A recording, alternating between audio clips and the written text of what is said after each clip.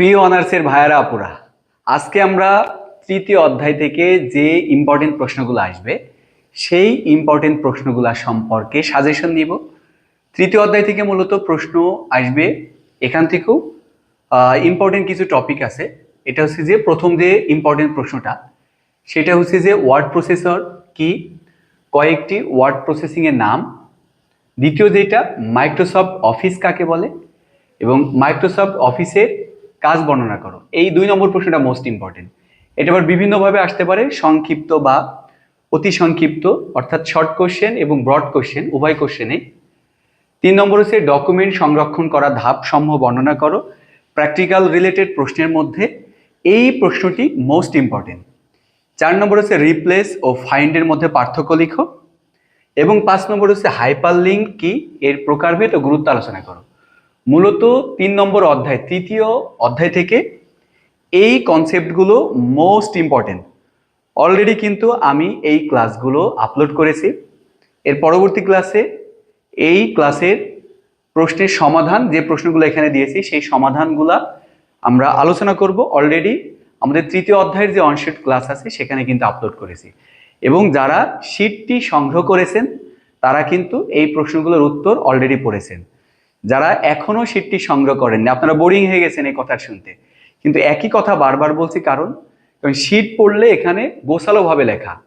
আমার ক্লাস দেখার পরও আপনি এটা ভুলে যাবেন, কিন্তু যখন একটা জিনিসে আপনি লাইন টু লাইন পড়ছেন, সেটা মার্ক করে পড়ছেন, ওটা কিন্তু আপনার মেমোরিতে থাকবে। এবং আমি তো এইগুলা ক্লাসে বুঝিয়ে দিছি। শিটটা কিন্তু দামও বেশি রাখিনি, অনলি 199 টাকা। বাজারে আপনি একটা বই কিনতে যাবেন, সেই বইয়ের দাম কিন্তু 100 টাকার মধ্যে আপনার কিন্তু কোনো বই পাবেন না, 200 টাকার মধ্যেও কোনো বই পাবেন না, 300-400 টাকার মধ্যে কোনো বই পাবেন না। আপনি যে 500 টাকার উপরে কিন্তু বই আপনার পেইড দিয়ে কিন্তু সেটা কেনা লাগবে। আর এই শিটটি আপনি 199 টাকা অর্থাৎ 200 টাকাতে কিনেন, আর এখানে 100 টাকা দিয়ে আপনি প্রিন্ট করে নেন। 300 টাকার মধ্যে আপনি গোছালোভাবে কিন্তু একটা সাজেশন আপনি পেয়ে যাচ্ছেন। ইনশাল্লাহ এর মধ্য থেকে কমন আসবে।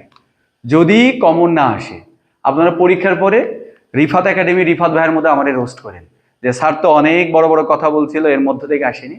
ইনশাল্লাহ আমার নিজের উপরে কনফিডেন্স আছে, যেহেতু আমি বই থেকে সকল ইম্পর্টেন্ট টপিকগুলো বাছাই করে করে সেটা শিটের মধ্যে ইনক্লুড করেছি। অ্যান্ড এই অধ্যায়ের মধ্যে সবচেয়ে সহজ হিসেবে আমি একটা সহজ ট্রিক শেয়ার করি।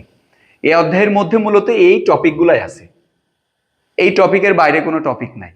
তার মানে প্রশ্ন যদি আসে তাহলে এই টপিকগুলোর মধ্য থেকে আসবে। কিন্তু আপনাদের মেইন সমস্যা কি? মেইন সমস্যা হচ্ছে যে এই টপিকগুলা বইয়ের মধ্যে একদম সেইভাবে লেখা, অনেক বর্ণনামূলকভাবে লেখা, অনেক বিস্তারিত লেখা, যা দেখলে আপনার মাথা ঘুরে পেছন দিকে যায়। কিন্তু আমি শিটের মধ্যে কি করছি, এইগুলা সুন্দর করে শর্ট করে, যেটা আপনি মনে রাখতে পারবেন, সহজবদ্ধ সংজ্ঞা কিন্তু উল্লেখ করেছি। তো সাজেশনটা যারা এই ক্লাসে ভিডিও দেখছেন অবশ্যই কমপ্লিট করবেন। দেন যদি আরেকটা বিষয়, যদি আপনি বই থেকে এই প্রশ্নগুলো নিজের মতো করে গোছালো করে লিখে কমপ্লিট করতে পারেন আরো বেটার।